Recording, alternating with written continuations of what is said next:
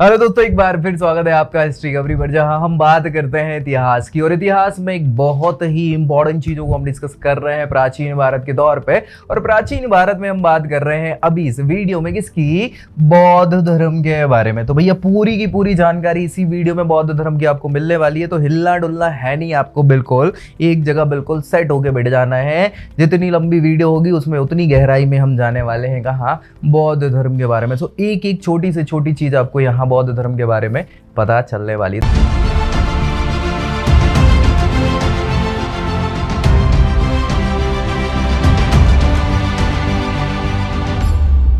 तो चलिए स्टार्ट कर लेते हैं बौद्ध धर्म के बारे में। बहुत अच्छे से सुना होगा आपने, सुना तो हो गई बौद्ध धर्म, है ना। सो बौद्ध धर्म की अगर हम बात करें, बौद्ध धर्म जो है, इनके जो प्रमुख व्यक्ति हैं या प्रवर्तक जिनकी हम बात कर रहे हैं, प्रवर्तन या प्रवर्तक की हम बात करें, सो वो है कौन? गौतम बुद्ध। क्या? गौतम बुद्ध यहां पे प्रवर्तक हैं बौद्ध धर्म के। ठीक है, गौतम बुद्ध के बारे में हमें पूरी की पूरी चर्चा भी करनी है। साथ ही साथ यहाँ ये कैसे सिद्धार्थ से गौतम बुद्ध बने वो चर्चा करेंगे। फिर और हम प्रचार प्रसार और सारी चीजों को डिस्कस करेंगे यहीं इस वीडियो में। सो गौतम बुद्ध का इनिशियल जो नाम हुआ करता था, मेन नाम जो था, वास्तविक नाम, ये तो बाद में, ये आध्यात्मिक नाम है इनका। क्या नाम है? आध्यात्मिक नाम। आध्यात्मिक नाम है ये गौतम बुद्ध। लेकिन इनका जो एक्चुअल नाम था, वास्तविक नाम की अगर हम बात करें, सो वास्तविक नाम हुआ करता था सिद्धार्थ। क्या नाम हुआ करता था? सिद्धार्थ। ठीक है, सिद्धार्थ जो है इनका वास्तविक नाम हुआ करता था। इनका जन्म जो है, इसके पीछे की कहानी और सारी चीज़ों को हम डिस्कस एक एक करके करने वाले हैं। सबसे पहले तो केवल नाम चीज़ जो यहाँ हम कहानी में यूज़ करेंगे, वो सारी कहानी इन द सेंस केवल हम उसको याद करने की दृष्टि से। बाकी क्या क्या चीज़ें हैं तो अपन ने नाम तो देख ही लिया, इनका जन्म देख लेते हैं, है ना। जन्म देख लेते हैं। जन्म हो जाएगा आपका 563 BC में। ईसा पूर्व बोलते हैं ना BC को, ईसा पूर्व 563 ईसा पूर्व में इनका जन्म हो जाएगा। आपने नाम सुना होगा बुद्ध पूर्णिमा, याद रखना, जिसको हम बुद्ध पूर्णिमा कहते हैं। सो बुद्ध पूर्णिमा के दिन इनका जन्म होगा। ठीक है, बुद्ध पूर्णिमा के दिन इनको ज्ञान होगा, बुद्ध पूर्णिमा के दिन इनको मोक्ष की प्राप्ति हो गई। कोई दिक्कत? चले, अभी भाई साहब जन्म हो गया, तो जन्म के साथ साथ अब हम दो चार चीजें और यहाँ पे लिख लेते हैं। पिताजी का नाम लिख लेते हैं भैया। जो पिताजी थे इनके, उनका नाम है शुद्धोधन। क्या नाम है? शुद्धोधन। शुद्धोधन जो है शाक्य, हमने गणराज्य पढ़े थे पिछले वाली वीडियो में। सो एक शाक्य गणराज्य हुआ करता था, उसी शाक्य गणराज्य के हेड हुआ करते थे कौन? इनके पिताजी शुद्धोधन।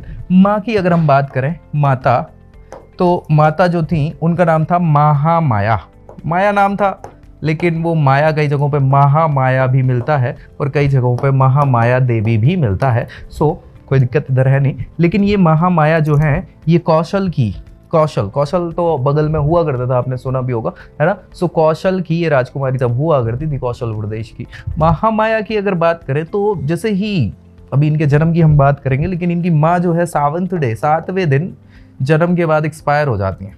ठीक है, 7वें दिन जब माँ एक्सपायर हो जाएंगी तो बच्चा 7 दिन का ही है यार। अब माँ जैसा कौन पालन पोषण कर सकता है? कोई है दूसरा जो माँ जैसा कर दे?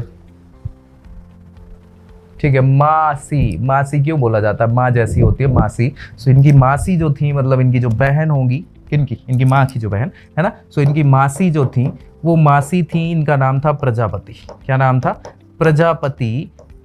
गौतमी तो गौतम के कारण पड़ गया इनका नाम, प्रजापति गौतमी बोलते हैं। ठीक है, मासी थी। अब भैया मासी हैं और माँ एक्सपायर हो गई, तो पालक माँ भी यही हो गई। फिर बाद में क्या है कि ये पालन पोषण करती नहीं, तो पिताजी जो है इनके वो शादी भी कर लेते हैं इनसे। तो भाई फिर माँ भी हो गई सौतेली माँ। एक और चीज़ बता देता हूँ कि पहली महिला शिष्या भी इनकी कौन है? ये प्रजापति गौतमी भी हो जाएगी जब गौतम बुद्ध बन जाएंगे ना। सो उस समय प्रजापति गौतमी इनकी पहली महिला शिष्या भी हो जाएगी। कोई दिक्कत परेशानी किसी को भी? ये आपकी माँ की बात हो गई। अब और कुछ चीजें भी हैं यहाँ पे जिनको हम यहाँ लिख ही लेते हैं। एक इनका सेवक हुआ करता था, सेवक था जिसका नाम था आनंद। क्या नाम है? आनंद, परमानंद, है ना, आनंद। ये ही वो व्यक्ति है, याद रखना। ये पहला शिष्य भी आपका यही बनेगा, सेवक है ये। बचपन से लेके इनकी मृत्यु के बाद भी जीवित रहता है, मतलब मृत्यु इन द सेंस निर्वाण के बाद, ठीक है। सो आनंद वो व्यक्ति था जब इनके पूरे जीवन काल इनके साथ रहा है, कुछ कुछ घटनाओं को छोड़ दे तो उसके अलावा आनंद ही वो व्यक्ति, पहला शिष्य भी यही होता है। आनंद के अलावा इनके लिए अगर हम बात करें तो इनका एक चचेरा भाई भी हुआ करता था, चचेरा भाई, चाचे का लड़का, जिसका नाम था देवदत्त, है ना, संजय दत्त नहीं लिखना, देवदत्त लिखना। सो देवदत्त इनके चाचे का लड़का था, ये कहानी में विलन है भाई साहब, है ना, अपन डिस्कस करेंगे जब कहानी चर्चा करेंगे। तो चचेरे भाई के अलावा इनका एक प्रिय घोड़ा भी हुआ करता था, प्रिय घोड़ा, ठीक है, जिसका नाम था कंथक। क्या नाम था? कंथक, कत्थक मत लिखना कोई, कंथक नाम था, ठीक है, घोड़े का। अब घोड़ा है तो मतलब बग्गी भी होगी ना, तो बग्गी चलाने वाला रथकार कहलाता है। इनका जो रथकार हुआ करता था वो रथकार का नाम था क्या, पढ़ के आपको ज्यादा मजा आएगा, चन्ना, मेरे या चन्ना, तो वो चन्ना नाम था रथकार का, ठीक है भैया। ये कुछ प्रमुख पात्र हैं। अभी एक दो और बता देता हूँ, इनके गुरुजी भी थे। अच्छा, गुरुजी दो हुआ करते थे, किसके? गौतम बुद्ध के। एक तो पहले गुरुजी है जिनका नाम है क्या, अलार कलाम, ठीक है, अलार कलाम, ये सांख्य दर्शन के गुरु हुआ करते थे। दूसरे हैं रुद्रक रामपुत्र। क्या नाम है? रुद्रक रामपुत्र, ठीक है, रुद्रक रामपुत्र, ये दूसरे गुरु हैं। तो दो गुरु हुआ करते थे इनके, अलग अलग शिक्षा इन्हें मिली हुई है। ये राजगृही में मिले थे एक बार, ये अलार कलाम इनको मगध में ही घूमते घूमते मिल गए थे, सांख्य दर्शन के थे, दोनों से कुछ ज़्यादा समझ आ नहीं पाई चीज़ें तो आगे बढ़ जाते, लेकिन एज अ गुरु इनने शिक्षा दी थी तो गुरु तो माने ही जाएंगे, ठीक है। चलिए, तो ये सारे के सारे हैं यहाँ पे कुछ तथ्य जो डायरेक्ट। फिर इनकी मृत्यु की अगर हम बात करें, या उसको परिनिर्वाण बोला जाता है, ठीक है, परिनिर्वाण। तो परिनिर्वाण की अगर हम बात करें तो परिनिर्वाण इनको 80 वर्ष की अवस्था में होता है। किसको? गौतम बुद्ध को। 80 वर्ष मतलब 563 BC जो थी ईसा पूर्व, इससे 80 वर्ष हम कम कर देंगे तो वही कुछ ऐसा हो जाएगा यहाँ पे 483 BC, है ना। सो 483 ईसा पूर्व में इनको परिनिर्वाण प्राप्त हो जाता है। कहाँ होगा परिनिर्वाण प्राप्त इनको? सो इनको प्राप्त होगा परिनिर्वाण, कहाँ होगा? कुशीनगर में, ठीक है, कुशीनगर में इनको परिनिर्वाण प्राप्त हो जाएगा। इसके अलावा कुछ दो चार चीजें और हम आपको बताएंगे अभी। इनका जन्म जो हुआ था, तो जन्म गौतम बुद्ध का कहाँ होगा? जन्म तो हो गया था, इनका जन्म हुआ था लुम्बिनी में। कहाँ हुआ था? लुम्बिनी। लुम्बिनी जगह का नाम है जो कपिलवस्तु में पड़ती है। कहाँ पड़ती है? कपिलवस्तु। कपिलवस्तु जो है नेपाल में पड़ता है, ठीक है, नेपाल। तो भैया ये याद रखना, लुम्बिनी, कपिलवस्तु, नेपाल। कोई दिक्कत परेशानी यहाँ तक किसी को भी है क्या? नहीं है। चलो, तो ये बेसिक चीजें जो कई बार पूछी जाती हैं, क्या है कैसी, उन सब पे हमने डिस्कस कर लिया। अब कहानी की बात कर लेते हैं। थोड़ा सा डिस्कशन इसलिए जरूरी है कि आपको चीजें थोड़ी सी क्लियर हो जाए, ठीक है। चलो, हुआ कुछ ऐसा था कि ये जो सुद्धोधन थे, इनके पिताजी जो हुआ करते थे, मतलब बहुत अच्छे व्यक्ति विशेष थे, और जो शाक्य हैं ये गणतंत्रात्मक शासन हुआ करता था, तो जनता खुश थी शुद्धोधन से, बहुत अच्छे व्यक्ति हुआ करते थे। लेकिन क्या होता है कि राजा के जैसे कई बार राजा तो अच्छा होता है लेकिन राजा ही खुद परेशान है प्रजा को अच्छा करते करते। तो एक समय ऐसा था कि भैया इनका पुत्र नहीं हो रहा था। देखो यार, उस समय क्या है कि वो जो वैदिक कल्चर चल रहा था, उत्तर वैदिक काल चल रहा था, उसमें पुत्र महत्वता ज्यादा हो गई थी, मतलब पुरुषों को प्रधानता थी, हमने चर्चा कर ही चुकी है। तो पुत्र प्राप्ति की इच्छा थी इनकी भी। अब इच्छा थी तो भाई वो कुछ समय बाद इच्छा पूर्ति भी होती है, ऐसी बात नहीं है। सो जब ये गर्भ में पहुंचे, किसके? माता के। माता कौन थी इनकी? महामाया देवी, ठीक है, महामाया देवी। अब भैया महामाया देवी कि गर्भ में जब ये पहुंचे तो भैया एक कैसा बोलते हैं, अलग अलग जगहों पे अलग अलग चीजें मिलती। बौद्ध ग्रंथों के अनुसार अगर बात करें तो एक भविष्यवाणी हुई, ठीक है, और भविष्यवाणी हुई और भविष्यवाणी में से पूछा गया कि भैया ये जो होने वाला है या पुत्र होने वाला है, पहले तो वो आकाशवाणी होती थी तो उनको समझ आई नहीं, पहले उधर से आवाज आई, हेलो हेलो हेलो, आकाशवाणी से बोल रहे हैं, आकाशवाणी के लुम्बिनी केंद्र से बात कर रहे हैं। अच्छा, शुद्धोधन ने सुना है, बोलो। उसने कहा भाई ये जो पुत्र होने वाला है, अच्छा बोले पुत्र होने वाला, बधाई बधाई बधाई, लड़का हो रहा है, अच्छा अच्छा। तो फिर वो शांत हो गई आकाशवाणी। उन्होंने कहा कि है तो पहले खुशी मना लो। उन्होंने कहा नहीं महाराज, बोलिए क्या बोल रहे हैं। उन्होंने कहा ये जो पुत्र होने वाला है ये तूफानी करेगा, तो बोले हाँ तूफान तो आ रहा है, मौसम वो तराई वाला है ही, तो हाँ तूफान आ रहा है। तो उन्होंने कहा अच्छा, नहीं नहीं कुछ तेज करेगा, कुछ ऐसा करेगा जिससे इसका नाम रोशन होगा। अच्छा, बोले हाँ बिजली भी चमक रही है, रोशन तो होगा। उन्होंने कहा तुम सब अभी कर लो। बोले नहीं नहीं महाराज बताओ क्या कर लेगा। तो इन्होंने कहा भैया ये संन्यास ले लेगा। अब राजा चौंक जाते हैं, भैया कि क्या बात कर रहे हो यार, तुम आकाशवाणी कैसी गलत गलत बातें कर रहे हो, हम राजा हैं और हमारा लड़का क्यों संन्यास लेगा, क्यों लेगा संन्यास, अरे राजकुमार रहेगा और राजा बनेगा वो, रुक जाओ। तो आकाशवाणी चलेगी। लेकिन इनके दिमाग में टेंशन हो गई कि यार बताओ एक आकाशवाणी की चीज हुई है। फिर इनने पंडित जी लोगों को बुलाया अपने यहाँ के जो ज्योतिषी महाविद्वान हुआ करते थे कि महाराज देखो तो काका आकाशवाणी हुई है, क्या सही कह रहे हैं क्या ये। तो जितने पुरोहितों ने पंडित जी ने देखा, उन्होंने कहा यार भैया नक्षत्र योग तो यही बन रहा है कि ये व्यक्ति क्या है कि सन्यासी बन जाएगा। अब राजा टेंशन में बोले जैसे तैसे तो लड़का हुआ है और यही अगर सन्यासी बन जाएगा तो साला हमारा वंश कैसे वृद्धि करेगा। देखो राजा की ये चिंता जायज है, ऐसा कुछ गलत नहीं है भाई, राजा चाहते हैं कि हमारा साम्राज्य विस्तार हो। तो पिताजी को बड़ी टेंशन हो गई, उन्होंने कहा ऐसे कैसे बन जाएगा, अब देखते हैं नियति को कैसे नहीं टाला जा सकता, हम भी राजा हैं, हम भी अडिग व्यक्ति है।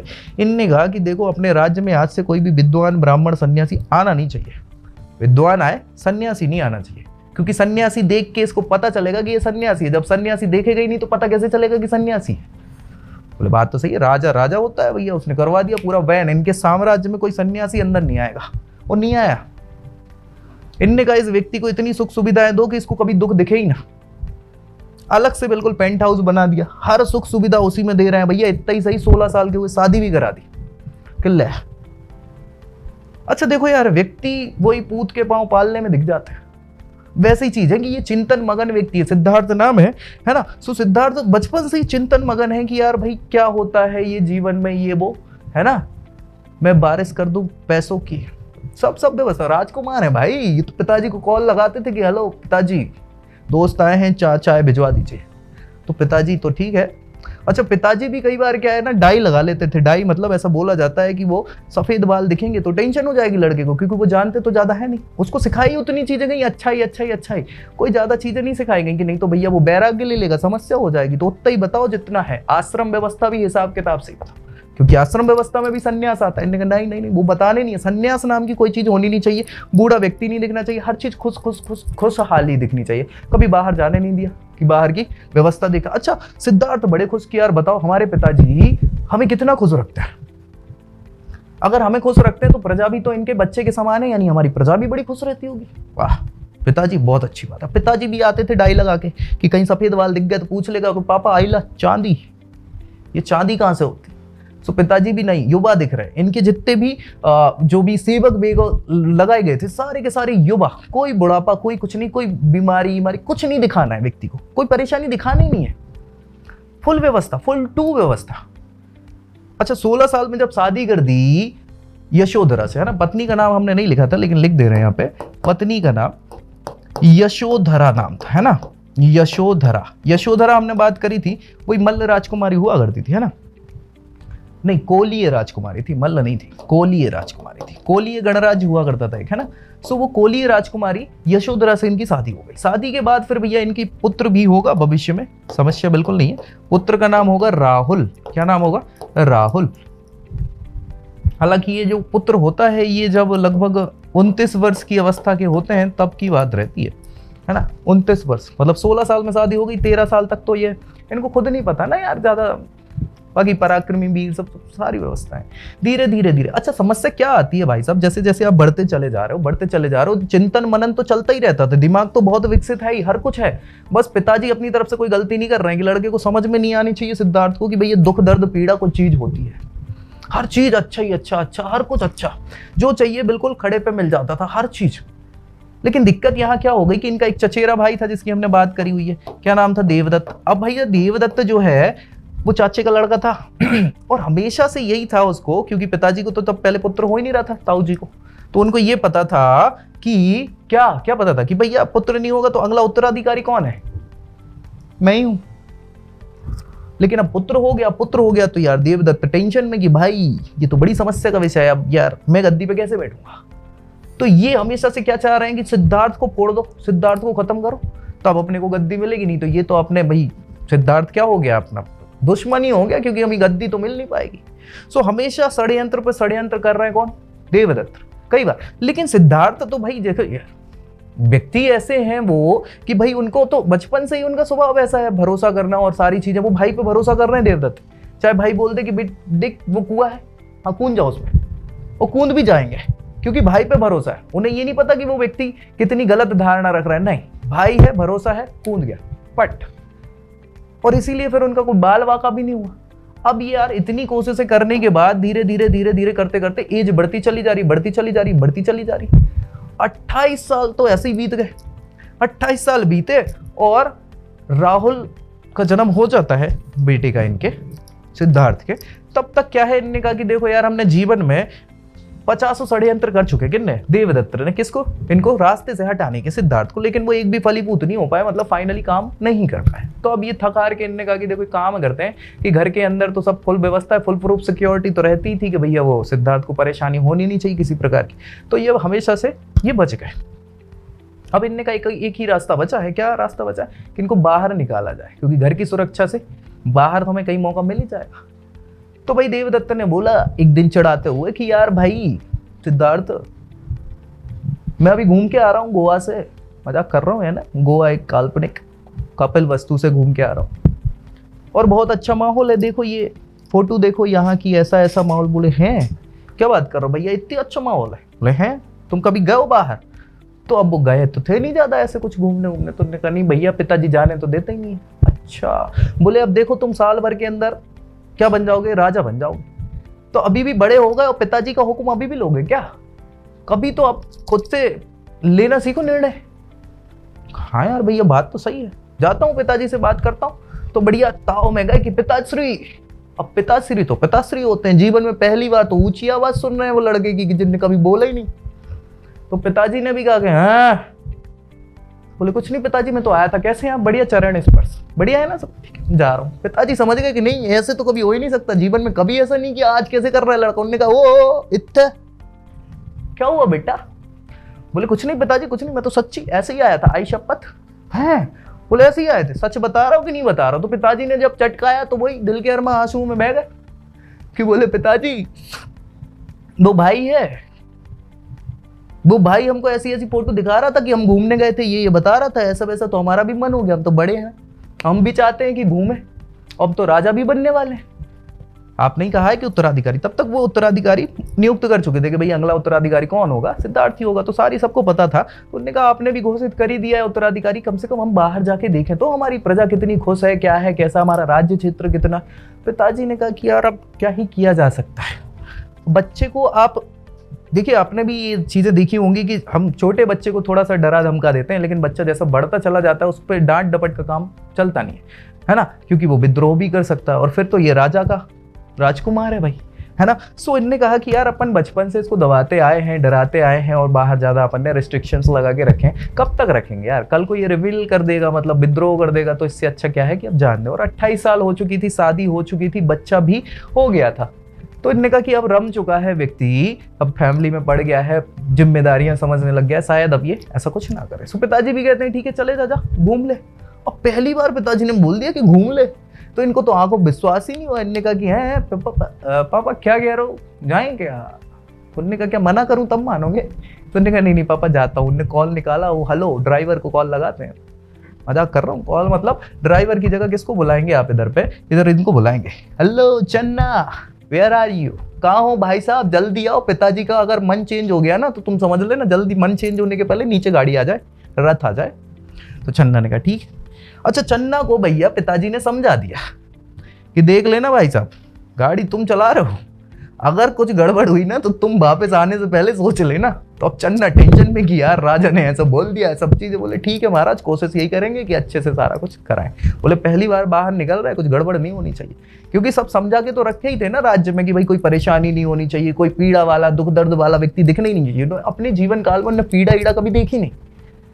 अब यही तो एक समस्या की बात है कि जीवन में जब किसी ने कुछ नहीं देखा तो कोई भी नई चीज उसके लिए आश्चर्यजनक होती कि अरे वाह ऐसा भी होता, हाँ समझ रहे हो। तो यही चीज अब यहाँ होने वाली है। क्या होने वाली भैया? रथकार के साथ बैठे चन्ना के साथ और निकल लिए सिद्धार्थ। अब जा रहे थे भैया, है ना।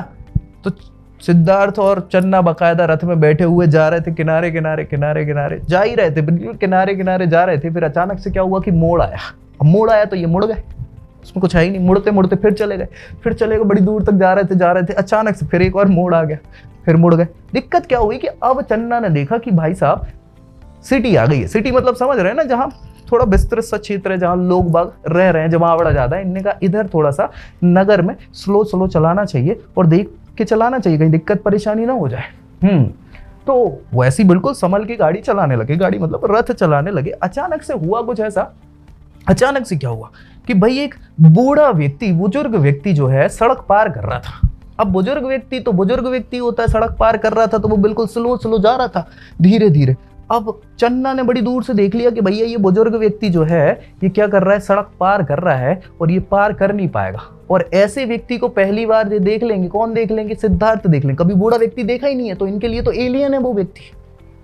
तो इनने का एक काम करते और स्लो कर लेते हैं कि वो निकल जाए तो इनकी नजर नहीं पड़ेगी। ठीक है, लेकिन किस्मत को कहाँ मंजूर, जो होना है वो तो होना ही है। तो भैया ये बिल्कुल पास पहुंचे ही और अचानक से नजर पड़ी गई, बूढ़े व्यक्ति को देखा सिद्धार्थ ने, तो उन्होंने कहा ओ चन्ना गाड़ी रोक, रोक गाड़ी रोक। चन्ना ने रोका, जी प्रभु। बोले जी कौन है, आज तक तो कभी नहीं देखा, क्या है ये, प्राणी है क्या है क्या ये, जानवर है क्या है? तो चन्ना ने कहा महाराज देखो क्या है कि है तो व्यक्ति, हमारे आपके जैसे ही है व्यक्ति कोई। बोले ऐसा भी व्यक्ति होता है, ये तो मतलब अजूबा दिख रहा है, बूढ़ा व्यक्ति था। अच्छा, बोले नहीं महाराज क्या है कि ये थोड़ा सा अपग्रेडेड वर्जन है, मतलब आप जो है ना आपके जैसे आदमी है, ये केवल आदमी है। अच्छा, तो बोले ऐसा कैसे हो गया, कुछ बीमारी हो गई क्या इसको? बोले नहीं बीमारी नहीं हो गई, ये तो क्या है बूढ़ा हो गया व्यक्ति, मतलब एक एज हो जाती है उम्र के बाद। बोले क्या बात करो, हाँ। बोले 40-50 साल बाद आप भी ऐसे हो जाओगे। अब सिद्धार्थ ने कभी बूढ़ा व्यक्ति देखा नहीं, पहली बार देखा बिल्कुल बूढ़ा आदमी समझ। अब वो टेंशन में बोले हैं ऐसा भी होता है? चन्ना ने कहा है ऐसा ही होता है। अब छोटा सा माइनर सा अटैक टाइप की भी होती, क्योंकि कभी देखा ही नहीं था। तो ये टेंशन में आ गए यार अब क्या किया जाए। तो चन्ना ने समझाया नहीं महाराज ऐसी कोई समस्या है नहीं भाई, 50 साल बाद होंगे आप, ही अभी कहाँ लगे हो, छोड़ो जाओ तुम भैया, चलो। तो जैसे तैसे समझाया, ठीक है। फिर थोड़ा समय बाद मन इनका अच्छा हुआ, फिर घूम ही रहे थे और घूमते घूमते अचानक से क्या हुआ कि एक और बुढ़ापा निकल रहा था, रोड क्रॉस कर रहा था और वो बुढ़ापा अपग्रेड हो रहा था, मतलब बिल्कुल खांसता पीसता, बिल्कुल बीमार था। ये तो व्यक्ति ठीक था, बूढ़ा ही था, वो तो बीमार था, बिल्कुल खत्म की स्थिति में था और खांसते पीसते रोड पार कर रहा था। तो चन्ना ने सोच लिया कि भैया अगर अब मान लो कि ये देख लिया तो मेरे को तो लगता है कि समस्या हो जानी है। तो उन्होंने और स्लो कर ली गाड़ी की, ना देखे। लेकिन फिर जैसे ही वो खांसते फंसते आए तो उनने आवाज सुनी, उन्होंने कहा यार चन्ना, अब जे कौन है भाई? तो चन्ना बड़ी देर तक सोचते रहे कि अब क्या किया जाए, भैया ऐसे कैसे जवाब दे दूं मैं। उनने कहा देखो महाराज। बोले हाँ। बोले वो पिछला व्यक्ति देखा था? बोले वो एलियन? हाँ। बोले हाँ। बोले अपग्रेडेड है, उससे अपग्रेडेड वर्जन है, मतलब बोले और थोड़ा खत्म अवस्था में, बूढ़ा हो गया है और बीमार भी और सारी चीजें। बोले क्या ऐसा मैं भी होऊंगा? चन्ना ने कहा है हो गए तो ही, और क्या कर सकता है। तो अब और टेंशन की। बोले साला वो तो ठीक था व्यक्ति, बुढ़ापा तक तो ठीक था, ये तो बीमार बुढ़ापा है, बिल्कुल एजेड 80-90 साल की उम्र में, बिल्कुल जब आधे अपने कब्र में पांव लटके होते हैं उस टाइप की अवस्था। अब सिद्धार्थ ने कहा भाई ये कैसे हो सकता है। उनको जैसे तैसे फिर समझाया गया कि चलो महाराज कोई नहीं, अभी 50 साल तो उसमें लगेंगे और 10-12 साल फिर इसमें लगेंगे, तो बहुत टाइम है, कहाँ आप टेंशन ले रहे हो। ठीक है, आगे गए। आगे जा रहे थे घूमते फिरते, एक भैया रैली सी निकल रही थी, बिलाप अलग हो रहा था तो हल्ला गुल्ला हो रहा था। तो उनको लगा कि भैया कोई सभा हवा निकल रही है। उनने कहा रुको चन्ना इधर ही रुक जाओ, कोई सभा हवा निकल रही है, अपन भी थोड़ा मस्ती मजाक करके निकल लेंगे, देखें तो क्या कैसा है। अब भैया रुक गए, चन्ना रुके तो उनने देखा कि इधर तो बिलाप हो रहा है, रोते रोते जा रहे हैं लोग बाग और बहुत रो रहे हैं। तो उन्होंने पूछा भैया क्या हो गया, हम तो सोच रहे थे कोई जश्न मनाया जा रहा होगा, इधर तो बिलाप चल रहा है, क्या समस्या क्या हो गई? तो बोले महाराज वो देखा था पिछला जो निकला, आपने घबरा गए थे। अच्छा हाँ। बोले वो वर्जन जो है वो एक्सपायर हो गया। एक्सपायर मतलब कोई सैया जा रही थी, मृत्यु सैया जा रही थी, अर्थी जिसको बोलते हैं, अर्थी जल लेके जा रहे थे लोग बाग और वो बिलाप कर रहे थे। तो उन्होंने कहा क्या बात कर रहे हो, एक्सपायर वो खत्म? बोले हैं। बोले व्यक्ति? बोले हैं मैं व्यक्ति हैं, मैं भी हैं। अब टेंशन, क्या आदमी मर भी जाता है? ओ भगवान। बोले देखो चन्ना भी फालतू की चीज है, पिताजी सही कहते थे, बाहर निकलना ही बेकार है, नहीं निकलना बाहर, निकलो बाहर, वापस चलो। कहाँ? हम अपने महल में ही सही है। चन्ना ने कहा कि हाँ भैया बात तो सही है कि अगर दिक्कत में कुछ हो गया तो हमें महाराज तो हम ही खत्म कर देंगे, पहले इन्हें कुछ हो ना हो। निका महाराज एक काम करो, आप तो बैठो अंदर, बिल्कुल निकलना नहीं बाहर, अपन बिना टेंशन के शॉर्टकट से क्या है घर वापस चल रहा है। ठीक है। अब भैया गए वो जंगल से, निकलते निकलते पहुंचते पहुंचते पहुंच गए, बड़ी देर हो गई, आराम से पहुंचे तो इनको ठंडक लगा, थोड़ा ठीक लगा माहौल। और उसके बाद इन्होंने कहा कि अब तो वैसे भी आने ही वाला है महल अपना, तो एक काम करते हैं। चन्ना ने कहा चन्ना से पूछा कि क्या बाहर निकल जाऊं? चन्ना ने कहा हाँ आ जाइए, बाहर बैठते हैं आराम से, कोई समस्या नहीं है। बैठे बाहर, तो अब भाई जा रहे थे। अब एक व्यक्ति विशेष अचानक से, किस्मत वही है ना कि यार जब कुछ होना होता है तो हो ही जाता है। तो जंगल में इनके पूरे राज्य में तो वही कोई सन्यासी का प्रवेश वर्जित ही था, लेकिन वो जंगल में सन्यासी दिख गए। अब सन्यासी दिख गए तो पहली बार देख रहे थे, बड़ी बड़ी दाढ़ी और भुजाएं बकायदा इस टाइप से, मतलब सफेद बाल और पूरा अपनी मस्ती में मगन भजन कीर्तन करते हुए। तो उनने कहा चन्ना। अब चन्ना ने कहा अब फिर हालत खराब, अब क्या करा जाए। चन्ना ने रोके जी महाराज।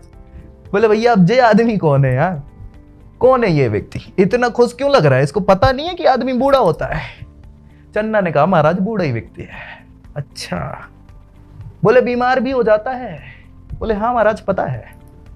अच्छा, मर भी जाता है ओए? तो बोले ये भी पता है। तो बोले फिर क्यों खुश है ये आदमी इतना, क्या हो गया है इसको?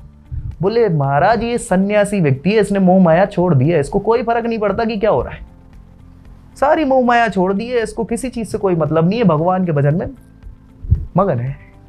बोले अच्छा ऐसा भी कुछ होता है? बोले हाँ। तो उन्होंने कहा ठीक है चलो घर, चलो घर। अचानक से फिर पता नहीं क्या होता है, ऐसा कहा जाता है 29 वर्ष की आयु में अपनी पत्नी और बेटे को सोता हुआ छोड़ के रात के दिन घर छोड़ के चले जाते, सन्यासी बन जाते हैं सिद्धार्थ। ठीक है, 29 वर्ष की आयु। और इसके पीछे की घटनाएं जो हैं वो यही 4 घटनाएं रही जिसके बाद वो सन्यास ले लेते।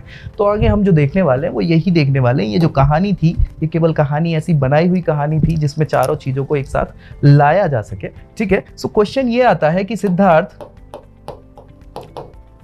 के सन्यासी बनने से पहले या सन्यासी बनने के कारण क्या थे, किन प्रमुख घटनाओं के कारण वो सन्यास के बारे में जान पाए या उनने सन्यास ले लिया। तो सबसे पहली घटना क्या हुई थी, घूमते वक्त सबसे पहले उन्होंने बूढ़ा व्यक्ति देखा था, है ना। बूढ़ा व्यक्ति जो है वो उन्होंने देखा, जो जीवन में पहली बार देखा था। और फिर बूढ़े के बाद बीमार व्यक्ति देखा।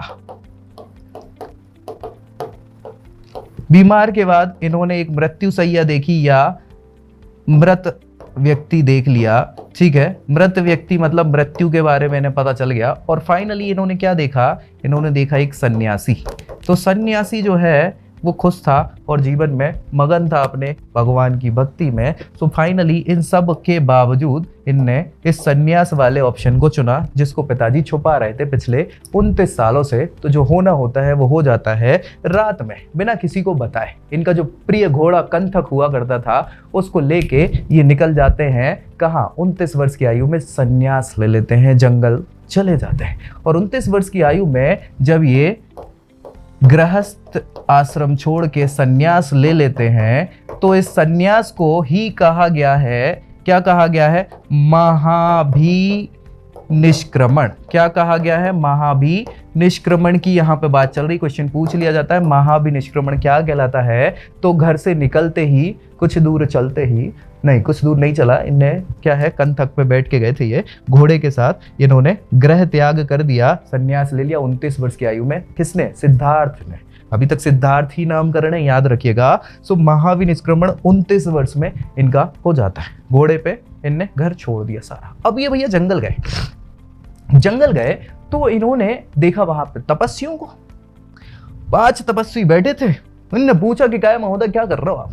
तो तपस्वियों ने कहा कि हम कर रहे हैं त्याग तपस्या। और त्याग तपस्या, अच्छा बोले क्या होता है इससे। बोले मोक्ष की प्राप्ति होती है। तो उन्होंने कहा क्या हम आपके साथ त्याग तपस्या कर सकते हैं। तो साधु सन्यासी बोले हैं आ जाओ, एक चटाई और ले आओ।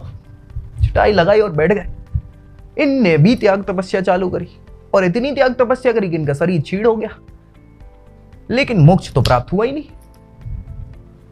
खूब ज्यादा त्याग तपस्या कर ली, कुछ नहीं हुआ। अब गौतम बुद्ध टेंशन में, गौतम बुद्ध नहीं, अभी सिद्धार्थ टेंशन में। उन्होंने कहा कि भैया यार, ये जबरदस्ती की त्याग तपस्या करने से शरीर खराब ही होता है, कुछ नहीं होता है, मोक्ष तो नहीं होता। हम जा रहे हैं भैया, तुम लोग करते रहो कंटिन्यू।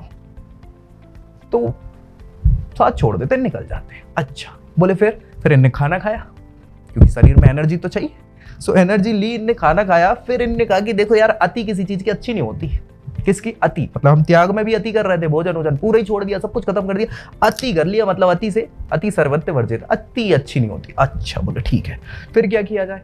तो फिर इनने कहा मध्यम मार्ग। मध्यम मार्ग मतलब मध्य, न ज्यादा न कम, बीच वाला मार्ग अपनाओ। और इनको बाद में फिर ये गए और गया गए। गया का नाम सुना? बिहार में पड़ता है गया। और गया में पीपल के वृक्ष के नीचे बैठे और इनने बस शांति से तपस्या चालू करी। तपस्या मतलब केवल ध्यान मग्न अवस्था। और बस इनको ज्ञान की प्राप्ति हो गई। वो ज्ञान की प्राप्ति हुई तो तभी ये बोध कहलाए। बोध यानी बोधी होना, बोधि यानी ज्ञान प्राप्त होना, तभी बोध कहलाए। समझ रहे? और उस जगह को बोध गया कह दिया, और जिस पेड़ के नीचे हुआ उसको बोधि वृक्ष कह दिया। समझ रहे? कहाँ की बात चल रही है? ये बात चल रही है 6 वर्ष बाद की। कब की? 29 वर्ष में इन्हें संन्यास लिया, 6 वर्ष लग गए भैया इनको, है ना। कुछ समय त्याग तपस्या और सारी चीजों के बाद ये कितने साल के हो गए? 35 वर्ष की अवस्था हो गई। और 35 वर्ष की अवस्था में गया की जगह पे बोध गया हो गया। कहाँ पे भाई? निरंजना नदी का नाम था, आपको बता देता हूं। यहाँ 35 वर्ष की अवस्था, ठीक है। गया जगह का नाम है, जिसको आगे चल के बोध गया आज हम कहते हैं। बोध गया और बोधि वृक्ष के नीचे। बोधि वृक्ष कौन सा था भैया? वो बोधि वृक्ष था पीपल का वृक्ष। किसका था? पीपल का वृक्ष, ठीक है। अब बोधि वृक्ष के नीचे इनको ज्ञान प्राप्त हो जाता है और निरंजना नदी के किनारे पे वो वृक्ष लगा हुआ था, निरंजना नदी के किनारे पे, ठीक है, गया में। इनको ज्ञान की प्राप्ति हो गई। कहां पे? गया में। अब जैसे ज्ञान की प्राप्ति हुई तो आप क्या करोगे? ज्ञान हो गया तो ज्ञान बांटा जाता है, और कुछ थोड़ी होता है। तो ज्ञान बांटना मतलब उपदेश देना, लोगों को समझाना ज्ञान को। सो उपदेश दिए इन्होंने। पहला उपदेश जो है इन्होंने दिया सारनाथ में। कहां दिया? सारनाथ, जगह का नाम है सारनाथ, ठीक है। सो सारनाथ उत्तर प्रदेश में श्रावस्ती के पास में ही पड़ता है। सो सारनाथ में इनने जो पहला अपना उपदेश दिया, चूंकि पहली बार जब इनने धर्म के बारे में चर्चाएं करी, सारी चीज करी, तो इसी चीज को बोला गया धर्म चक्र प्रवर्तन। क्या बोला गया? धर्म चक्र प्रवर्तन। और ये बहुत इंपॉर्टेंट परिकल्पना है, घटना है, जिसको पूछ लिया जाता है कि धर्म चक्र प्रवर्तन क्या कहलाता है। तो गौतम बुद्ध का पहला उपदेश जो उन्होंने सारनाथ में दिया था, वहीं से चूंकि ज्ञान फैलाना स्टार्ट किया, इसीलिए उसको धर्म चक्र प्रवर्तन कहा जाता है। अगले 45 वर्षों तक, 35 वर्ष के बाद अगले 45 वर्षों तक फिर इन्होंने क्या करा? आस पड़ोस के 16 महाजनपद में, 16 महाजनपद पूरे तो नहीं, लेकिन हाँ हम बात कर ले तो अवंती के पास से है ना, मल्ल हो गया, कौशल हो गया, ठीक है, कौशल के अलावा मगध हो गया, ठीक है। ये सारे प्रमुख इनके क्षेत्र थे जहां इन्होंने धर्म को क्या करा? बढ़ावा दिया। सारा का सारा अपने उपदेश देते रहे, ठीक है। उपदेश देने के बाद इन्होंने 80 वर्ष की आयु में, जैसा हमने बताया 45 वर्षों बाद, फिर कुशीनगर, जगह का नाम है कुशीनगर, जो उस समय हुआ करता था कुशीनारा कहलाता था। और कुशीनारा मल्लों की राजधानी हुआ करता था। मल्ल गणराज्य जो था, तो वहीं पे ऐसा कहते हैं कि इनको क्या हो गया? महापरिनिर्वाण। क्या हो गया? महापरिनिर्वाण हो जाता है। देखो यार, क्या है कि निर्वाण तो जैन धर्म में भी बोलते हैं, अब कुछ अलग तो करना ही था, तो परिनिर्वाण बोल दिया, महा और लगा दिया। सो महापरिनिर्वाण यहाँ पे एज अ मोक्ष।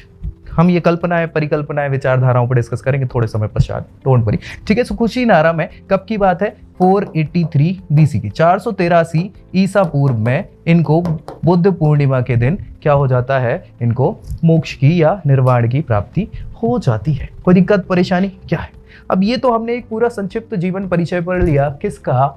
गौतम बुद्ध के बारे में। अभी गौतम बुद्ध हो चुके हैं, जैसे ज्ञान प्राप्त हुआ बोधि वृक्ष के कारण, है ना। सो बोधि मिलने के कारण उनको गौतम बुद्ध कहा जाता है। और उससे पहले सिद्धार्थ हम बोल रहे थे, अब पूजनीय हो चुके हैं। पूजनीय तो है ही, ठीक है। सो अब इन्हें क्या क्या उपदेश दिए, क्या क्या चीजें बनी, उन सारी चीजों पे हम यहाँ बौद्ध धर्म से रिलेटेड डिस्कस करने वाले हैं। तो सबसे पहले कुछ चीजों को हमें डिस्कस करना है, वो ये है कि भैया जो उपदेश इन्होंने दिए हुए हैं, उपदेश है ना। सो जो उपदेश हैं, उन उपदेशों में इन्होंने हमेशा 4 आर्य सत्यों की बात करी है। 4 आर्य सत्य, ऐसे सत्य जिनको कोई नहीं काट सकता, ये अकाट्य हैं। जो कितने हैं? 4 हैं।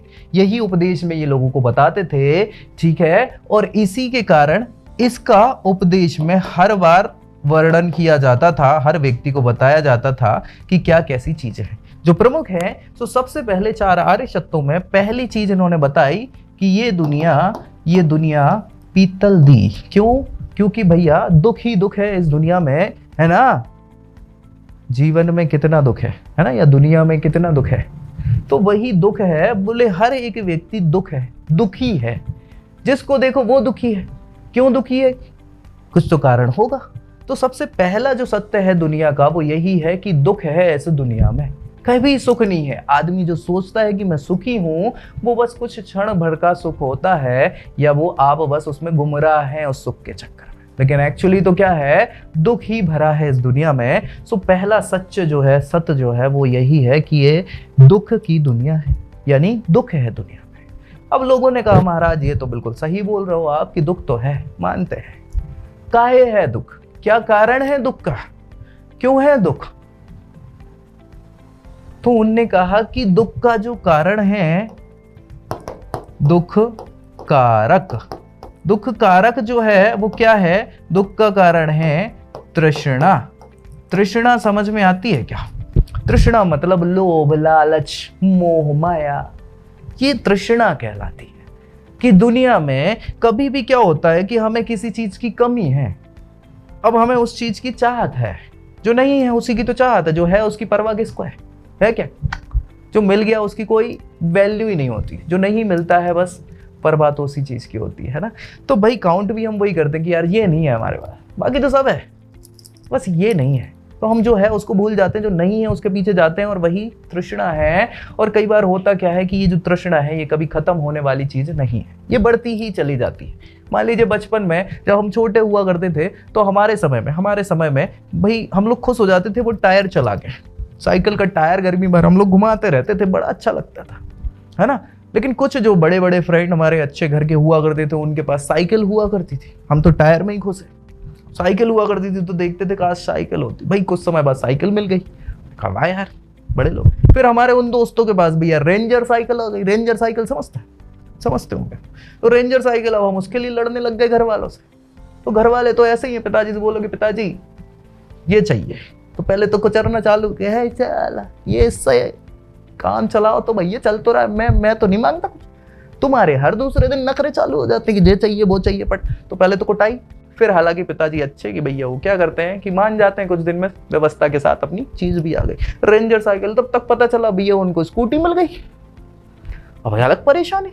तो ये जो लालच है, ये दुनिया में तृष्णा बढ़ती चली जाती, कभी खत्म नहीं होती, और ना कभी खत्म होने वाली चीज है। तो दुख का कारण क्या है? ये तृष्णा है। लोगों ने कहा बात तो सही है, अब महाराज ये बता दिया तो ये बताओ ये कैसे खत्म करें? तो उन्होंने कहा तृष्णा को त्याग दो, सिंपल सा उपाय, कहां समस्या है। दुख का निवारण इन्होंने जो है, दुख निदान की अगर बात करी जाए तो इनने कहा तृष्णा को क्या कर दो? त्याग दो। तृष्णा त्याग दो भैया, ये जो लोभ लालच मोह माया है छोड़ दो। लोगों ने कहा महाराज कह तो सही रहे हो, लेकिन भगवान कसम ये होता नहीं है, बिल्कुल नहीं होता, ये कैसे छोड़ दें, ये हो ही नहीं पाता है। बोले यही तो करना है। बोले तो कैसे करे भगवान बताओ। तो उनने फिर निवारण बताया, दुख निरोधी प्रतिपदा। क्या? दुख निरोधी प्रतिपदा इसको बोलते हैं। इन्होंने कहा कि देखो भैया, कोई भी चीज की कमी हो तो वो समस्या है क्योंकि वो कम है, और कोई भी चीज की अति हो वो भी समस्या है क्योंकि बहुत ज्यादा है। तो भैया न कम न ज्यादा, बीच में रहो। ज्यादा सो लोगे तो क्या है? तो आलसी हो जाओगे, और कम सोओगे तो दिन भर काम नहीं कर पाओगे, बीमार हो जाओगे। ज्यादा खा लोगे तो समस्या, कम खाओगे तो समस्या। समझ रहे हो? तो इनने कहा भैया न ज्यादा न कम, बीच में रहो, जिसको बोला गया मध्यम मार्ग। मध्यम मार्ग को इन्होंने अपनाया। किसने? गौतम बुद्ध ने। मध्यम मार्ग, बिल्कुल बीच में रहो ना, कोई समस्या नहीं। अच्छा, तो बोले भैया ये मध्यम मार्ग कैसे प्राप्त होगा, कैसे हमें इसकी जानकारी मिलेगी, या हम कैसे ये तृष्णाओं को दूर कर सकते, इंद्रियों को वश में कर सकते? तो उन्होंने कहा उसके लिए क्या करना है आपको, उसके लिए आपको अष्टांगिक मार्गों पे चलना होगा। अष्टांगिक मार्ग, अष्टांगिक मतलब 8 अंग हैं। अष्ट माने 8 अंग हैं। इस मार्ग पे चलने के 8 प्रकार की चीजों को आपको करना है, और उसमें जैसे ही आप मतलब कहीं ना कहीं धीरे धीरे प्रैक्टिस करते करते उसमें परफेक्ट हो जाओगे, तो धीरे धीरे आपका क्या हो जाएगा, मध्यम मार्ग स्टार्ट हो जाएगा, और आप मध्यम आ जाओगे और इंद्रिय विजय हो जाएंगी। तो फिर संसार में मोक्ष ही समान है, फिर कोई दुनिया में समस्या ही नहीं है। ठीक है, तो क्या है वो अष्टांगिक मार्ग? तो ये तो पहली चीज है कि ये 4 आर्य सत्य इन्होंने बताए थे कि भैया ये दुख है, दुख का क्या है, कारण भी है, दुख को दूर किया जा सकता है, और उसके कैसे किया जा सकता है उसके रास्ते भी इन्होंने बताए। तो वो अष्टांगिक मार्ग क्या है उस पर हम डिस्कस कर लेते हैं। ठीक है, सो अष्टांगिक मार्ग की अगर हम बात करें तो ये 4 आर्य सत्य तो हमने देख ही लिए थे, हाँ, इस पर डिस्कस हमने कर लिया है। ये 4 आर्य सत्य के बाद ये अष्टांगिक मार्ग इन्होंने बताए। अष्टांगिक मार्ग में सबसे पहला मार्ग है सम्यक दृष्टि। क्या नाम है? सम्यक दृष्टि। दृष्टि मतलब दर्शन, सोचना, विचार करना, तो वस्तुओं के यथार्थ स्वरूप को जानना ही। यथार्थ जो है सो है, जो है सो है, यही होता है भाई। अगर ये है तो यही है, समझ पा रहे? सम्यक प्रकार से, सम्यक दृष्टि, जो देखा है वही। कई बार जो देखा है वो नहीं भी होता, लेकिन जैसा है वैसा समझना है ना।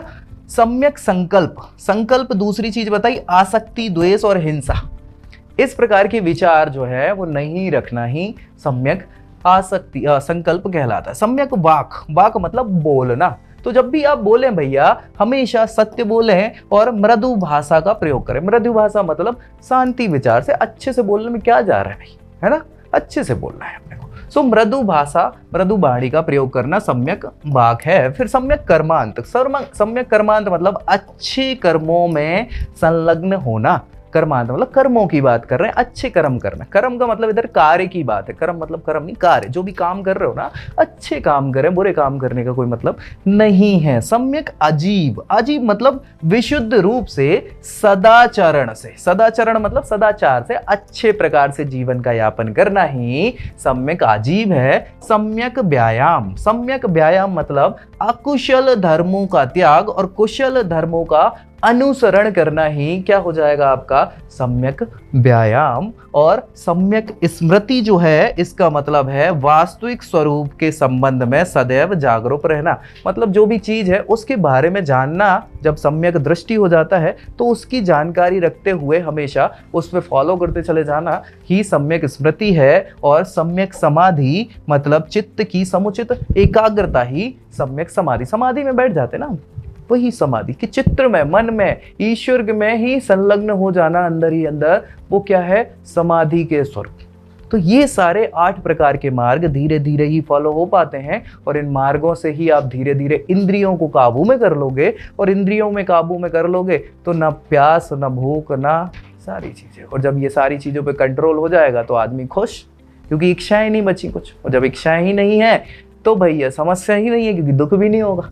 दुख तभी होता है ना जब हम किसी से कोई चीज के लिए एक्सपेक्ट कर लेते हैं। एक्सपेक्टेशन ही हमेशा हर्ट करती है ना। सो वो एक्सपेक्टेशन ही नहीं रहेंगी तो हर्ट क्या करेगा कोई, है कि नहीं। तो वही है यहाँ अष्टांगिक मार्ग जो गौतम बुद्ध ने ये अपनी मोक्ष प्राप्ति के लिए बताया था। लोगों को बहुत सिंपल लगा, क्यों? क्योंकि उस समय के लोगों के लिए पहले जो वैदिक कालीन या उत्तर वैदिक कालीन जो धर्म परंपरा चल रही थी, उसमें बहुत सारे दोष आ चुके थे, जो हमने डिस्कस कर लिया है कि भैया यज्ञ करो, ये करो, बलि दो, और ये साधन सारी चीजें हैं कि भैया दान दो और ऐसा वैसा सारी चीज। अब आदमी परेशान है, उन्होंने कहा भैया इतना टेंशन परेशानी में तुम और ये करवा लो, कैसे मन लगेगा? इनने कहा नहीं, कुछ नहीं करना है तुमको, तुम तो कम खाओ, कम सो। कम सो का मतलब बिल्कुल कम नहीं सो, मीडियम, कि 8 घंटे सोना तो 8 ही घंटे सो, 10 घंटे नहीं सोना है, 6 घंटे भी नहीं सोना, 8 घंटे सो, तो दिमाग फ्रेश।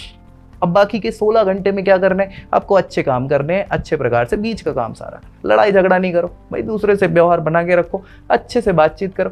क्या जा रहा है, आप अच्छे से चलोगे तो लड़ाई झगड़े नहीं होंगी, टेंशन परेशान नहीं होंगी, काम हो जा रहा है।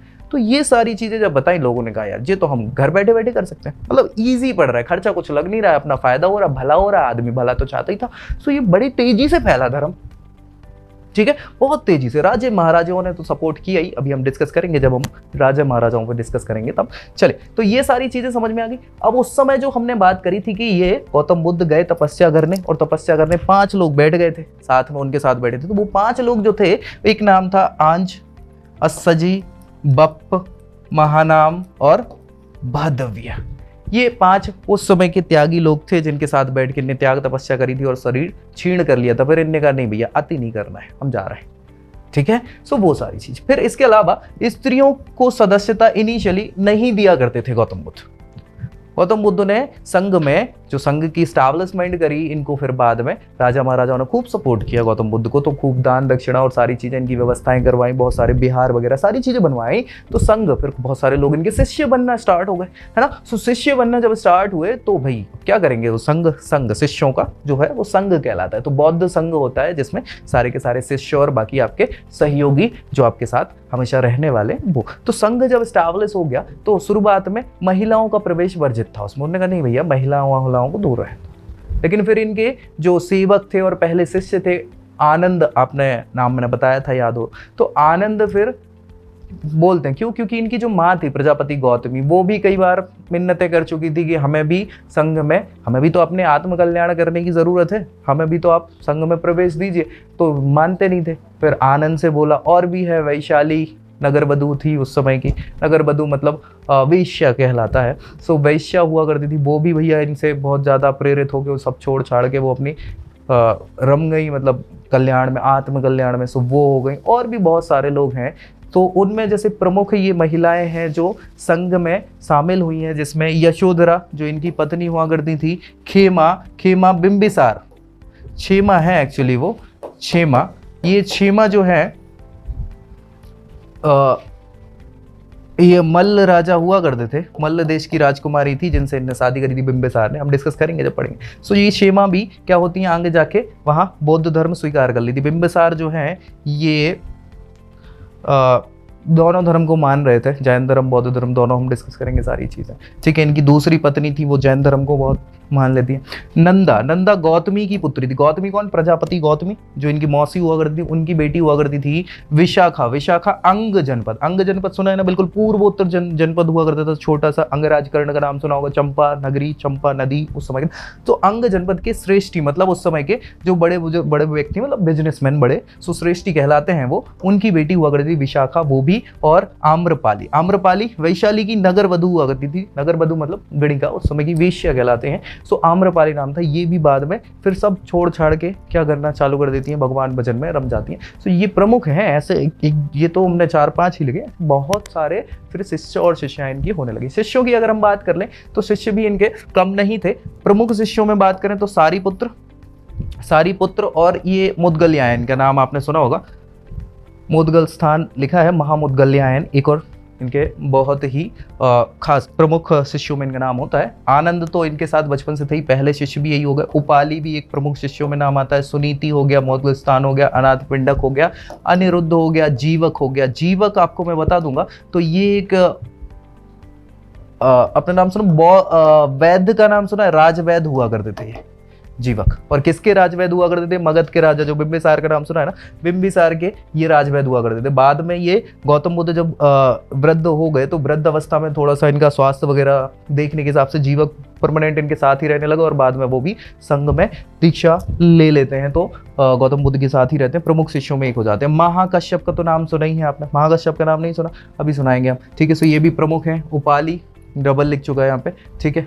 और बिंबिसार, प्रसेनजीत, ये दोनों राजा हैं, आपने नाम सुना, बिंबिसार हो गए, प्रसेनजीत हो गए, ये प्रमुख शिष्य हैं, बहुत ज़्यादा मानने वाले हैं, लेकिन राजा हैं तो क्या कर सकते हैं, ठीक है। तो ये प्रमुख शिष्य हुआ करते थे इनके। इसके अलावा अगर हम बात करें तो जैसे ही मतलब गौतम बुद्ध का महापरिनिर्वाण हो जाता है 80 वर्ष की आयु में 483 BC में, तो महापरिनिर्वाण के बाद जो उनका संस्कार किया जाता है, सारे वो संस्कारों के बाद वहाँ पे स्तूपा का निर्माण होता है। स्तूप समझते हैं? तो स्तूप जो बने थे वो 8 स्तूप बने थे, है ना। 8 स्तूप बनाए गए थे इनिशियली, और उनमें कौन कौन कहाँ, ये पावापुर में और कुशी मल्ल जो थे, पावा और कुशी के मल्ल थे, उन लोगों ने मिलके कपिलवस्तु के शाक्य, जो वहाँ के मेन लोग थे, वैशाली के लिच्छवी, अक्कल्प के बुली, रामग्राम के कोलिये, पिपलीवन के मौर्य, वेदद्वीप के ब्राह्मण और मगध सम्राट अजातशत्रु, इन सब ने मिलके 8 स्तूपों का निर्माण करवाया था। और फिर बाद में कालांतर में वो उन स्तूपों को में से उनके जो भी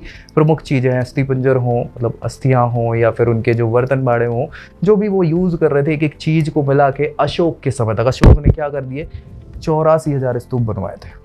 अब तो बचे नहीं है, लेकिन हाँ अभी तक सबसे बड़ा जो स्तूप है वो मध्य प्रदेश के सांची में स्टाब्लिश है ना। और वहीं इनके जो 2 प्रमुख शिष्य हैं, सारीपुत्र और महामुदगलयायन, उनके भी स्तूपा सांची में बने हुए हैं। तो हम डिस्कस करेंगे ये सारी, ठीक है। अभी इसके बाद अगर हम बात करें तो कुछ और चीज़ें हैं जिस पे हमें डिस्कस करना है। देखो यार गौतम बुद्ध ने जो बौद्ध धर्म चलाया, उस बौद्ध धर्म की अगर हम बात करें, सो बौद्ध धर्म बहुत ज़्यादा ऐसा धर्म हो गया जो भारत ही नहीं विश्व तक फैल गया। ये विश्व धर्म कहलाता है बौद्ध धर्म, है ना। तो भाई इसके पीछे के बहुत सारे रीजंस हैं। उससे पहले कुछ हम इनके ग्रंथों की बात कर लेते हैं। किसकी बात कर रहे हैं? ग्रंथों की बात कर लेते हैं बौद्ध धर्म के। तो याद रखिएगा, जैसे हमने वैदिक काल के ग्रंथ थे, वैदिक काल में आर्यंस कहलाते थे लोग बाग, और उनकी भाषा क्या थी? संस्कृत हुआ करती थी, है ना। और उन्होंने वेदों की रचना करी, जिसको वेद कहते हैं या ग्रंथ कहते हैं, ठीक है। सो वेद और ग्रंथों की रचना किसने करी? वैदिक काल में। अब भाई चूंकि आप इन्हीं चीजों से, इनकी बुराइयों से तो लड़के ये नया धर्म आया, है ना। तो इनकी चीज फॉलो करोगे तो फिर नया क्या रहेगा? रहेगा क्या नया? कुछ नहीं रहेगा नया कुछ। तो जब नया हमें कुछ करना है तो ये चीजें तो नहीं करोगे। तो इनने अपनी जो जनसाधारण की भाषा है पाली, कौन सी? पाली लैंग्वेज कहलाती है, पाली भाषा। पाली भाषा में ही ये सारे ग्रंथ लिखे हैं, है ना। अब उनने वैदिक, तो हमें जो नेक्स्ट चीज देखनी थी वो देखनी थी क्या? बौद्ध धर्म के ग्रंथ की बात हमें यहाँ करनी थी। बौद्ध धर्म हमें पता है सारी चीजें। अच्छा, 1-2 चीजें और थोड़ा सा देख लेना है। हमें क्या देखना है कि वैदिक काल चल रहा था इससे पहले, है ना। वैदिक काल में जो चीजें लिखी गई, वैदिक काल में ये जो लोग थे वो आर्य थे, है ना। आर्य लोग कहलाते थे। आर्य लोगों की भाषा क्या हुआ करती थी? संस्कृत हुआ करती थी, है ना। और इन्होंने जो चीजें लिखी हुई हैं वैदिक काल में, उनको हमने वेद और ग्रंथ बोला, है ना। अच्छा, इसमें कुछ चेंजेस आ चुके थे, इनमें कहीं ना कहीं कुछ गड़बड़ियां आ चुकी थी, कर्मकांड और बाकी की चीजें हो गई थी, जिनके फलस्वरूप, है ना, जिनके विरोध स्वरूप ही तो नए धर्म आए ना भाई।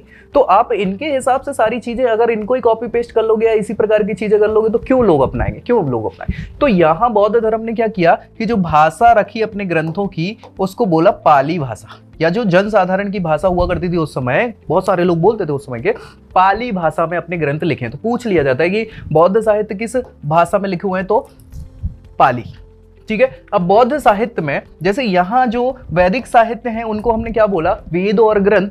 अब वेद और ग्रंथ ये भी बोल देते तो फिर काय का अलग। तो इन्होंने 2 चीजें बनाई। एक तो बनाया पिटक। क्या बनाया? पिटक। पिटक मतलब होता है पिटारा, पेटी, है ना, पेटी, पिटारा। तो पिटारा है, और ऐसे पिटारे 3 हैं। कितने हैं? 3 हैं ऐसे पिटारे, इसलिए इनको कहा जाता है त्रिपिटक। क्या कहा जाता है? त्रिपिटक। कौन कौन से हैं, क्या है, उस पर हम डिस्कस अभी करेंगे। दूसरी चीज जो इन्होंने बनाई वो है ग्रंथ, जिनको बोला जातक ग्रंथ। क्या बोला? जातक ग्रंथ। तो 2 ही चीज यहाँ प्रमुख है बौद्ध साहित्य में, पाली भाषा में लिखे गए हैं। एक तो पिटक है जो 3 है, और दूसरा जातक ग्रंथ है। तो जातक ग्रंथों की संख्या लगभग 550 के आसपास है, लगभग 550, लेकिन मिले हुए 547 ही हैं। इस पे भी हम डिस्कस करेंगे क्या है कैसा है। 3 जो पिटक हैं, कौन कौन से हैं 3 पिटक, तो उस पे हम डिस्कस कर लेते हैं जल्दी से। त्रिपिटक, है ना। त्रिपिटक जो है भैया, वो त्रिपिटक में एक तो है सबसे पहले विनय पिटक। क्या नाम है? विनय पिटक। क्या है विनय पिटक में हम देखेंगे अभी। दूसरा है सूत पिटक। क्या है? सूत पिटक। और तीसरा जो है वो है अभिधम्ब पिटक। क्या नाम है? अभिधम्ब पिटक। ठीक है भैया। तो विनय पिटक, विनय मतलब विनय पूर्वक कोई काम किया जाता है रूल्स एंड रेगुलेशंस के साथ, है ना। तो यहाँ विधि विधान, सारे के सारे विधि विधान जो हैं या फिर जो भी नीति निर्देश हैं किससे संबंधित? बौद्ध धर्म से संबंधित नीति निर्देश जो हैं वो सारी चीजें जो हैं कहाँ लिखी हुई हैं? वो लिखी हुई हैं आपके विनय पिटक में। किसने लिखा है इसको? इसको लिखा है उपाली ने। उपाली बहुत प्रमुख शिष्यों में एक हुआ करते थे गौतम बुद्ध के, तो उन्होंने ही ये दिशा निर्देश या नीति निर्देश लिखे हैं और जिसको संकलित किया है विनय पिटक में। किसमें? विनय पिटक। अभिधम्म पिटक बाद में बात करेंगे। सूत्र पिटक की बात करें, सूत्र मतलब होता है सूत्र, श्लोक वगैरह सारी चीजें। तो जो भी सारे के सारे उपदेश दिए हुए हैं, किसने उपदेश दिए हुए हैं? गौतम बुद्ध ने। उन सारे उपदेशों का संकलन, जो भी सारे सूत्र है या जो भी प्रकार की विचारधारा है, जो भी जैसा करना है, सारी चीजें जो ज्ञान है प्रॉपर, कौन सा ज्ञान? बौद्ध धर्म का ज्ञान है, जो गौतम बुद्ध ने ज्ञान दिया हुआ था, उपदेश दिए होते, उन सब का संकलन जो है वो कहाँ है? इस सूत्र पिटक में है। और जो किसने किया हुआ है? आनंद ने। आनंद का नाम तो आपने सुना ही है, ये पहले सेवक हुआ करते थे और पहले शिष्य हुआ करते थे, इनकी ही चलती थी कहीं ना कहीं। ठीक है, सो सूत्र पिटक किसने? आनंद ने लिखा है। क्या है उसमें? पूरे के पूरे उपदेशों का, सूत्रों का संकलन है वो। ये अभिधम्म पिटक बाद में लिखा गया है, सबसे बाद में लिखा गया है। किसने लिखा है? ये लिखा है मोगलीपुत्र तिष्य ने। मोगलीपुत्र तिष्य। ठीक है, तिष्य नाम था। कई जगहों पे मोगली की जगह मोखली आता है। क्या आता है? मोखली पुत्र तिष्य। ठीक है, सो देख लीजिएगा, इसमें आपको कंफ्यूज नहीं होना है। मोखली पुत्र या मोगली पुत्र तिष्य ये व्यक्ति विशेष हैं जिन्होंने ये लिखा है अभिधम्म पिटक। क्या है इसमें? पूरा का पूरा दर्शन है। दर्शन मतलब जो भी विचारधारा है किसकी? बौद्ध धर्म की, वो पूरी की पूरी विचारधाराओं के बारे में सारी चीजों को अभिधम्म पिटक में क्या है? संकलित किया हुआ है तिष्य के द्वारा, मोखली पुत्र तिष्य के द्वारा। तो ये तीन प्रमुख पिटक हो गए। कब लिखे गए, क्या हुआ, ये भी हम डिस्कस करेंगे, डोंट वरी सारी चीजों को। इसके बाद आते हैं जातक ग्रंथ। क्या आते हैं? जातक ग्रंथ। तो भैया जातक की अगर हम बात करें तो जातकों की संख्या जो है 550 बताई गई है, लेकिन मिले हैं 547। और इसमें पर्टिकुलर क्या है? हर एक जातक में गौतम बुद्ध जो है उनके पूर्व जन्म की, क्या? पूर्व जन्म मतलब गौतम बुद्ध बनने से पहले क्या बने, उससे पहले ऐसे पूरे पूर्व जन्मों की कहानियां बताई हुई हैं। उसके बारे में पूरा का पूरा विस्तृत वर्णन बताया हुआ है पूर्व जन्मों को, जिसको लिखा है कहाँ? जातक ग्रंथों में। ठीक है, कोई दिक्कत परेशानी कहीं से भी? तो ये तो प्रमुख साहित्य हो गए, बौद्ध साहित्य जिसको कहा जाता है। इसके बाद हम चर्चा करेंगे बौद्ध प्रतीक चिन्हों की। क्या? प्रतीक चिन्हों की बात करेंगे जो गौतम बुद्ध से संबंधित है, प्रतीक चिन्ह।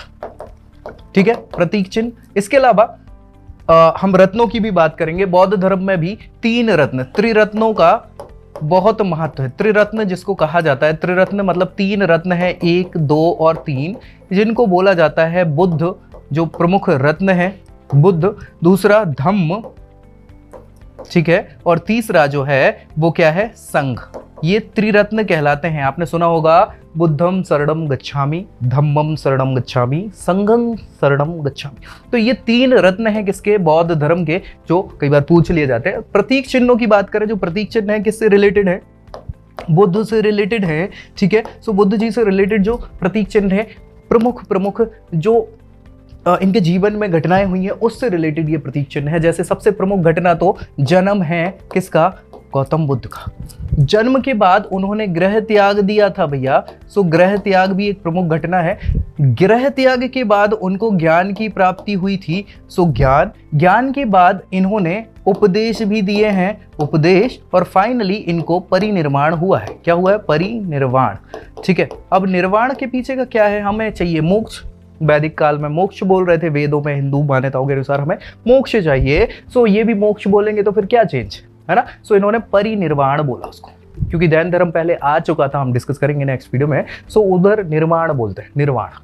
ठीक है, तो चलिए परिनिर्वाण। ये 5 प्रमुख घटनाएं हैं किसकी? गौतम बुद्ध से रिलेटेड। तो इन्हीं के कुछ प्रतीक चिन्ह हो जाते हैं जिनको हमें देखना है। जल्दी से देख लेते हैं। जन्म, देखो यार, किसी भी महान व्यक्ति का जन्म हो रहा है। अच्छा, राजकुमार का जन्म हो रहा है तो राजा तो खुश है, और खुश है तो भैया वो अपने प्रजा को दिखाता है ना, बाहुबली देखा होगा, ऐसे ही अपनी प्रजा को, राजकुमार अगले उत्तराधिकारी को दिखाया जाता है। तो इनने भैया घुमाया, पूरे नगर में भ्रमण भी करवाया जन्म के बाद। और अब जब जन्म के समय उसका भ्रमण करवाएंगे तो यार रथ में बैठोगे तो भीड़ इतनी रखेगी कि दिखेगा नहीं, तो कहाँ बैठोगे? हाथी पे बिठा के, हाथी की सवारी पे। तो प्रमुख जो जन्म का रिलेटेड चिन्ह है इनका वो है हाथी का चिन्ह। इसके अलावा चूंकि अब राजकुमार पैदा हुआ है, पुरुष पैदा हुआ है जो आगे वंश वृद्धि करेगा सारी चीजें, तो क्या है? कि संपत्ति के साथ साथ उन्नति को दिखाता है। उन्नति को दर्शाने वाला एक प्रतीक होता है बैल का चिन्ह। क्या होता है? बैल। ठीक है, बैल जैसे आपने शेयर मार्केट में देखा होगा, बुल जिसको बोलते हैं, बुलिश अवस्था जो होती है, मतलब मार्केट बढ़ रहा है, उन्नति को प्राप्त कर रहा है। ठीक है, सो वो बैल क्या है? इनका प्रतीक चिन्ह। साथ ही साथ जब ये घूमे तो लोगों ने बहुत सारी क्या बनाई, वो बनाते ना रंगोलियां फूलों से, तो वो फूल में प्रमुख फूल क्या है? कमल का फूल। तो कमल भी जन्म का प्रतीक मान लिया जाता है गौतम बुद्ध के। ठीक है, जन्म के बाद उन्होंने गृह त्याग किया। गृह त्याग किया अपने प्रिय घोड़े कंठक पे। सो इनका घोड़ा जो है वो क्या है? यहाँ प्रतीक चिन्ह हो जाएगा ग्रह त्याग का। ज्ञान की प्राप्ति इन्हें वृक्ष के नीचे हुई, जिसको बोधि वृक्ष बोला गया, पीपल वृक्ष या बोधि वृक्ष। सो बोधि वृक्ष जो है इनके ज्ञान का प्रतीक है। और जैसे ही ज्ञान हुआ इसके बाद इन्हें उपदेश दिया, और जिसको कहा धर्म चक्र प्रवर्तन। सो धर्म चक्र प्रवर्तन मतलब धर्म चक्र जो है वो चल निकला, और धर्म चक्र ही इनका प्रतीक चिन्ह है किसका? उपदेश का। परिनिर्वाण। परिनिर्वाण के बाद जैसे ही इनको निर्माण प्राप्त हो गया तो लोगों ने क्या किया? अब इनके दर्शन के लिए या तो इनके पद चिन्हों का इस्तेमाल किया, या फिर बहुत सारी जगहों पर स्तूपा का निर्माण किया, स्तूप बनाए। तो या तो स्तूप इनके प्रमुख रूप से परिनिर्वाण का प्रतीक चिन्ह हो जाएंगे, या पद चिन्ह जो है वो इनके परिनिर्वाण के प्रतीक चिन्ह माने जाते हैं। ये 5 प्रमुख घटनाओं के तौर पे इनके चिन्ह गौतम बुद्ध के होते हैं, जो कई बार पूछ लिए जाते हैं। चलिए आखिरी चीज की और हम बात कर लेते हैं। गौतम बुद्ध के जाने के बाद बहुत सारी संगीतियां हुई। लोग बड़े बड़े जो महात्मा या विद्वान लोग हैं बौद्ध धर्म के, उनने मिलके ग्रंथों का संकलन करना चालू किया। सो बौद्ध संगीतियां हुई हैं। क्या? बौद्ध संगीतियां।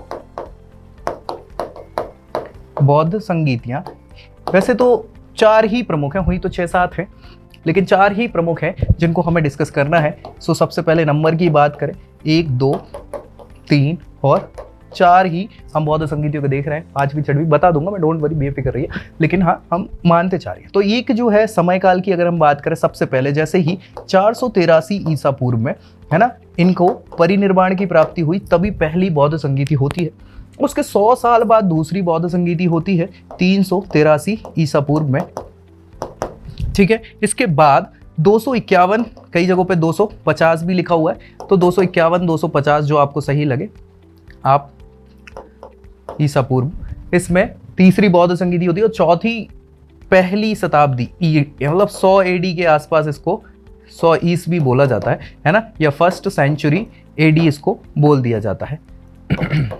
ठीक है, सो चौथी बौद्ध संगीति यहाँ किसके समय काल में हुई? तो ये देख लेते हैं। 483 के आसपास मगध में राजा हुआ करता था अजात शत्रु। कौन हुआ करता था? अजात शत्रु उस समय शासक हुआ कर रहा था, तो उनके शासन काल में हुई है ये। 383 के आसपास कालाशोक शासक हुआ करता था, उन्होंने ये संगीति कराई थी। तीसरा इस समय तो मेन प्रमुख व्यक्ति विशेष हैं जिनके समय में उत्कर्ष हुआ है बौद्ध धर्म का, अशोक। और चौथे जो रहे हैं कनिष्क।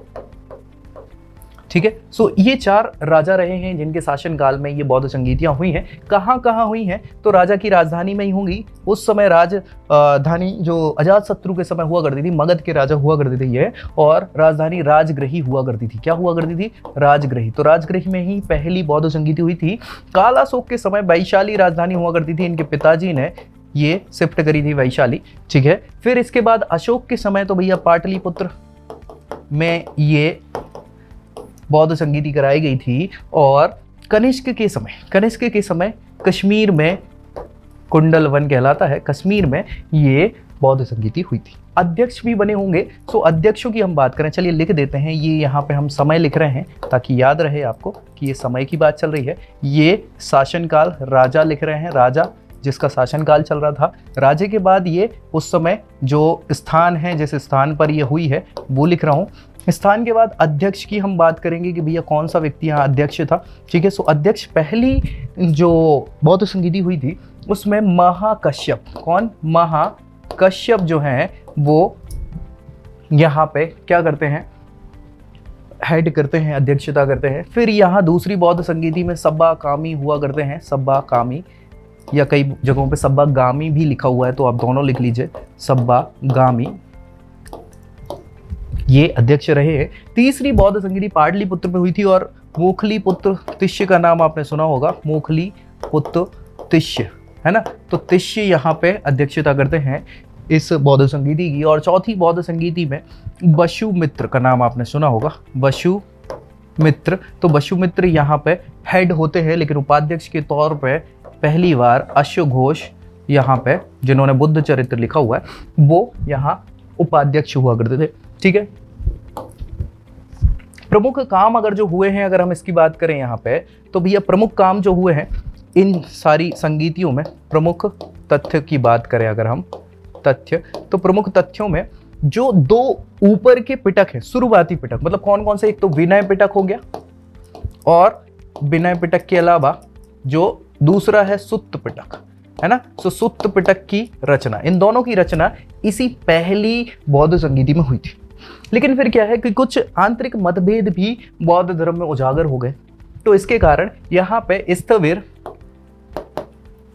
और महासांगिक दो प्रकार के अलग भागों में क्या हो जाता है, ये आपका बौद्ध धर्म बट जाता है, स्थविर और महासांगिक। दूसरी बौद्ध संगीति में ये विवाद जो है ये खुल के सामने आता है। फाइनली तीसरी बौद्ध संगीति में अभिधम्म पिटक, चूंकि किसने लिखा है, अभिधम्म पिटक, मोगलीपुत्र तिष्य ने लिखा हुआ है अभिधम्म पिटक, तो इनके समय ही ये पिटक, ठीक है, याद रखना, यहाँ लिखा गया था। फिर इनने क्या है वो मतभेदों को दूर किया, तो इकट्ठा हो गया फिर से बौद्ध धर्म सारे। लेकिन मतभेद देखिए एक बार बन जाते हैं तो वो खत्म नहीं होते, कहीं ना कहीं वो टीशें पड़ी रहती हैं, है ना। और यहाँ तक क्या हो गया था कि बौद्ध धर्म का स्वरूप बदल चुका था। अब जो बौद्ध संघ के जो भिक्षुक संघ हुआ करता था वो बदल गया भाई, वो अब क्या करने लग गया, वो फायदा देखने लग गया, भोग विलास में पड़ना चालू हो गया, तो वो बड़ी समस्याएं आना चालू हुई। इसके कारण फाइनली यहाँ चौथी बौद्ध संगीति में बौद्ध धर्म दो भागों में बट गया, जिन प्रमुख कहा जाता है हीनयान और महायान। महायान यानी पुराना स्वरूप जो चल रहा था बौद्ध धर्म का, उस फॉलो करने वाले लोगों को हीनयान शाखा बोला गया, और नए रूप से जो चेंजेस आए थे वो महायान शाखा कहलाती है। महायान शाखा में जो एक प्रमुखता है वो क्या है, अपडेशन है। इनने मूर्ति पूजा स्टार्ट कर दी और बहुत सारी चीज़ें स्टार्ट करी, जिनको हम कनिष्क के साथ ही पढ़ेंगे। जब कनिष्क के बारे में पढ़ेंगे हम, ये कुषाण वंश के शासक हुआ करते थे, बौद्ध धर्म का इनने बहुत ज़्यादा प्रचार प्रसार किया, सारी चीज़ें, ठीक है। इसके अलावा हमने बताया था आपको कि हुई तो 6-7 हैं, लेकिन 4 प्रमुख हम देख रहे हैं। तो 5वीं 6वीं 7वीं ये जो हुई हैं, ये हम आपको बता देते हैं। एक हम पढ़ेंगे वर्धन वंश, है ना, वर्धन वंश पढ़ेंगे, प्राचीन भारत में ही आखिरी वंश होगा, जिसमें आखिरी शासक होंगे हर्षवर्धन, का नाम आपने सुना होगा, ठीक है। सो हर्षवर्धन ने भी बौद्ध धर्म की संगीतियां कराई हैं, है ना, और 2 से 3 संगीतियां वो हर 6-6 सालों के इंटरवल में करवाते रहते थे। तो वो उनके समय हुई हैं, कन्नौज में हुआ करती थी, है ना, कहाँ, कन्नौज में, कुछ प्रयाग में हुई हैं, प्रयाग, ठीक है। सो ये एक आध मथुरा के आस पड़ोस भी इन्होंने करवाई है, ठीक है। सो ये बौद्ध संगीतियां करवाते थे, लाखों लोग आते थे इनके समय में, तो ये भी हुई हैं। लेकिन प्रमुख महत्व जो है वो उन 4 बौद्ध संगीतियों का ही पड़ जाता है। अगेन हम बात कर रहे हैं कि किसी भी धर्म में, कोई भी धर्म हो भाई,